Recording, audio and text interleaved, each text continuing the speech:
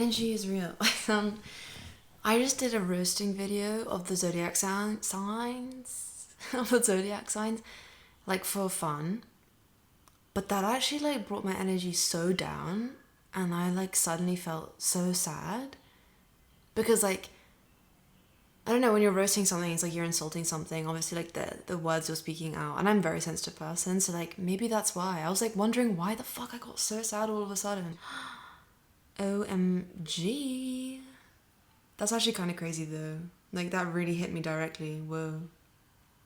And then I thought, okay, instead I'm gonna make a video where I tell you the best things about each sign, because I just didn't feel good. I don't know, like roasting is funny to watch, but maybe I'm just not the type of person to do it. You know what I mean? Okay, so we're gonna start with Aries. I'm gonna do it in order, okay? So for Aries, I would say the best thing about them is probably their leadership qualities and also how they don't think. Some people might think that's like a negative thing, but I think the fact that they just act without necessarily thinking all the time, obviously it can be a bad thing, but generally they don't get like so cerebral and stuck in their head about stuff, and they just go for stuff. And they also lead with such passion. So I would say that's the best thing about Aries. Also, they seem to generally be quite authentic people. Like, I feel with Aries, it seems like it's a little hard for them to lie about things because they just blurt shit out. Like, and they're kind of going to let you know if there's a problem, like, what they think. Obviously, again, all this depends on, like, all your other aspects and, like, all your other astrology placements and that. But generally, that's the vibe. Okay, Taurus. So, the best thing about Taurus, I would say, is their ability... Well, there's a few things. Like, I would say the ability to indulge in things. A lot of the time, they don't have, like, that guilt around indulging. Like, they generally live life in a very pleasure-centered way. Obviously, that can, like, be too much sometimes, but they have very good taste. They have very good taste of all areas that involve pleasure. So like good taste in clothes, and they love quality over quantity. So it's like they just understand what is tasteful. You know, the quality of food, like the quality of their clothing, how it feels, like everything. I love that about Taurus. Also, just generally the sensuality, like that also comes hand in hand with their ability to decipher what is tasteful. Like, they're very sensual beings. Gemini. I think Gemini, something that's very admirable about them is their adaptability. Like, put a Gemini in any situation. Again, it depends on like all the other aspects in the chart, but generally, like, they will adapt to any situation, like any location, any environment. They're very adaptable. Again, if you have like one Gemini placement or like Mercury aspects and the rest of your chart is like really fixed, obviously like it's going to be different, but generally Gemini energy is like incredibly adaptable. And also when it comes to being conversationalists, they're very talented at changing how they converse with different people. Is it converse or conversate? They mirror people. They're very good at mirroring people. That's how Scorpio and Gemini are so similar, because they're just directly mirror people. I would say Geminis mirror people more though. They feed back the energy they're getting. If you're silent, most of the times they'll be silent. But if you give them like laughter, blah blah, like you're fun, they'll mirror that back too. That's essentially why people call them two-faced, because they see like multiple sides of them and they think, well, who are they really? But Geminis don't even know who they are. Like, Gemini placements, really, they're so adaptable to the point where it can be a negative thing, because then they just like they just don't know who they are. That's not to be a good thing about them. Like, okay, Cancer, I would say definitely their nurturing qualities. Again, obviously everyone always talks about that, like they're the mother archetype, but they really are. They really know how to look after somebody. because I feel like they're born with this, again, this can be any like personal planets in Cancer. They're born with this need, kind of like a void that needs to be filled by taking care of people. So they're just very good like parental figures. Obviously you don't always want to like parent people, but they just love to cook for people. Again, it depends on all your other aspects, but just generally they love to, I don't know, I see the image of like a woman holding her baby, or, you know, just take care of someone, bring them into their home and like make them feel comfortable, cozy. Like they're very generous people. And it takes a long time for them to get out of their shell and to feel safe. But once they feel safe, they're literally like the most caring, and just very, very generous. Like there's kind of no end to what they'll give you. They might be like a bit emotionally manipulative because they're very, very sensitive. And if they feel like you're not reciprocating the care, or like not even reciprocating, Cancers actually don't mind if you don't reciprocate that much. They're actually quite patient when it comes to like giving. But if they feel like you emotionally slight them, and it could be something very small and they're not always very like transparent on what's annoyed them, they can be quite passive aggressive, then I guess I'll get moody and like withdraw. Because water signs in general like withdraw when they feel emotionally slighted. They're not very confrontational. And then for Leo, I'd say the best quality about Leo is actually, again, their care. They're like, in my opinion, they're very similar to Leo, to Cancers. Like, they're so generous. They are very attentive, even when they're quite like boisterous with their flair. Like they might make mistakes and not like, and be too selfish and be like too self-centered, but in my opinion, usually a lot of the time they want the best for you. They want for you what they want for themselves, and in a way that they're quite selfless. It's interesting, like the self-centeredness and the selflessness in them. But generally, like if you're part of a Leo's life, like, and you're close to them, because of their loyalty, like they keep their loved ones like in the same non-physical room as them. Like it's an extension of themselves. In that way, they might be seen as self-centered because like essentially you're an extension of themselves, and they take themselves so seriously when it comes to like holding themselves high on a pedestal. But yeah, I would say that with Leo, it's their generosity. Virgo, I'd say the best thing about Virgo is their selflessness. They're really like martyrish people. They will sacrifice themselves. It's funny people say Scorpio sacrifices themselves. I'd say Virgo sacrifices themselves. It's like they come across with this cold exterior of like doing everything in an orderly way, but they're incredibly romantic. It's very funny that people don't see this about Virgo placements. They're very, very romantic. And their version of romance is service work, is servicing you, is making the smallest things easy for you, because they're very detail oriented. It's literally like they'll make the smallest things easy for you. They might even like wash up your dishes in a particular way that makes it easier for you to like put the dishes back. Like the details are so small. So often that kind of like flies past people, and they don't see like Virgos as romantics. Obviously everyone has different versions of romance, but like they're very, very selfless. And it's interesting because earth signs often don't get that kind of reputation.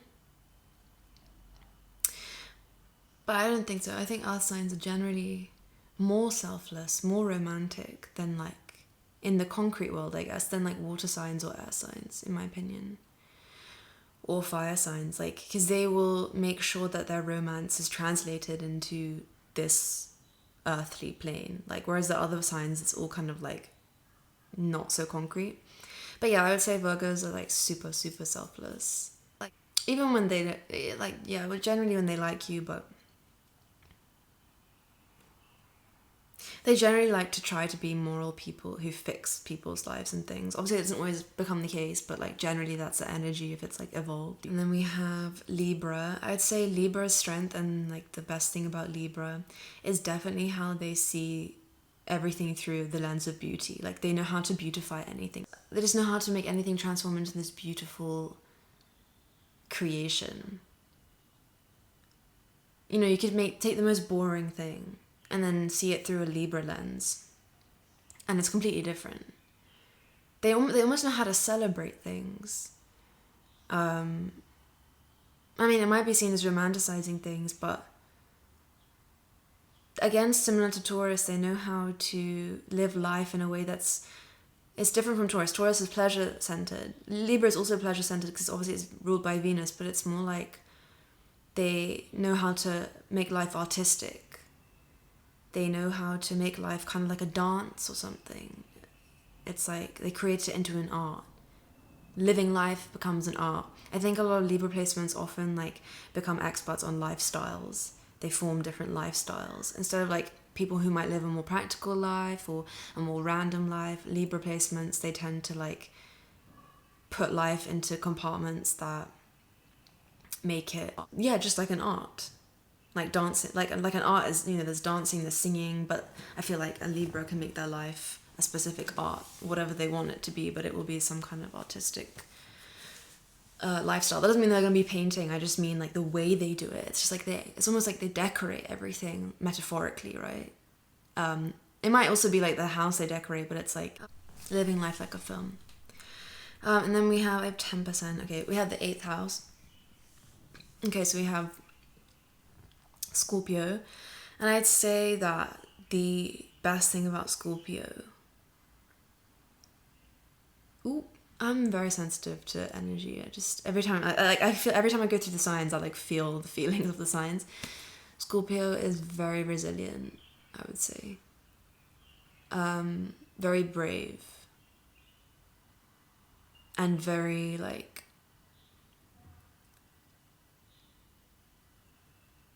yeah, despite everything that ever happens, like they're incredibly brave people.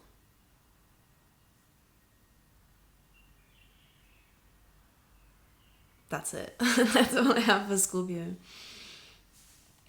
I feel like that speaks for itself. And then Sagittarius, I would say the best thing about Sagittarius is their abundance, their ability to expand everything, their ability to not have limits around things. It's not like Uranus, it's not like Aquarius, where Aquarius are groundbreaking. You know, I'll talk about them in a minute, but Sagittarius, the best thing about them is how they're always exploring. They always believe that there is more to life. They believe that life is joy-inspiring. And their lightheartedness. The thing is that it's actually kind of a bit of a paradox. The lightheartedness actually comes from a lot of like difficulty, because the 9th house obviously comes after the 8th house, but also the teacher-like qualities. I love that the 9th house and Sagittarius energy is all about teaching, all about learning, all about exploring, whether that's like exploring new ideologies, exploring new places. I just love the fact that they don't have a limit. That can also be a negative thing, but like generally, I have a Sagittarius Mercury. Like, I don't believe in limits to like information, if that makes sense, as in like anything could be real in my opinion. When it comes to like philosophies of life, I don't have a limit where I like have a very strict dogma way of thinking. A lot of people do. Like Sagittarius can also be quite dogmatic, but anyway, okay, 10th house is Capricorn. So Capricorn, the best and most admirable thing about Capricorn is their, like, I said resilient for Scorpio, but it's similar for Capricorn, but it's like it's more like Scorpio experiences like maybe harsher realities, like not harsher realities, like more disturbing realities, right? And it's like quite shocking, and then have to get over it, right? But then Capricorn will just experience things consistently, if that makes sense. I feel like they're constantly grinding, like on a drudging grind, like, and they just keep going.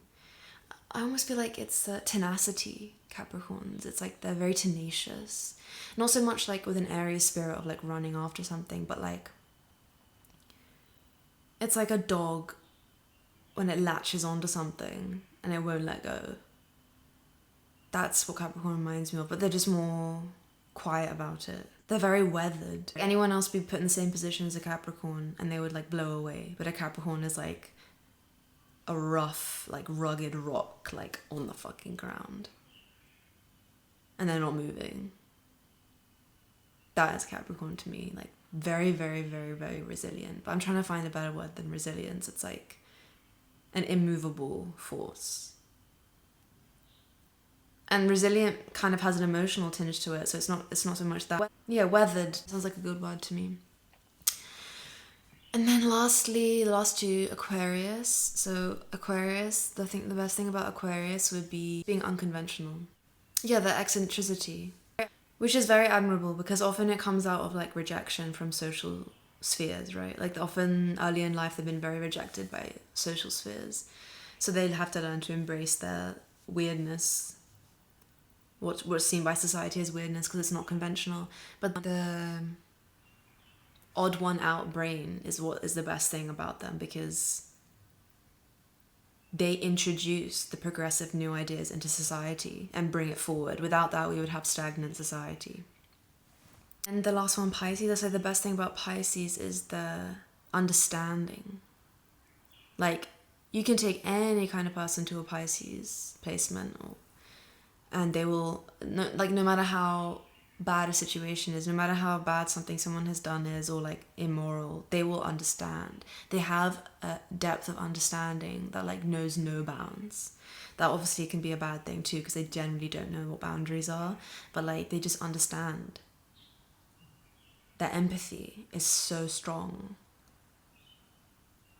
And again, for all of these placements, I generally interchange the houses. I don't really care. Some people say it's like not the thing. I know they're not the same, but in this like superficial aspect, like I'm not talking really, really deep astrology, so you can interchange like if you have Venus aspects to personal planets and you identify with the Taurus themes or like Venusian themes, then you can just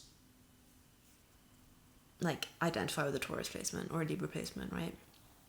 So yeah, just remember, first house is Aries, second house is Taurus, third house is Gemini, fourth house is Cancer, fifth house is Leo, sixth house is Virgo, seventh house is Libra, eighth house is Scorpio, ninth house is Sagittarius, 10th house is Capricorn, 11th house is Aquarius, and 12th house is Pisces.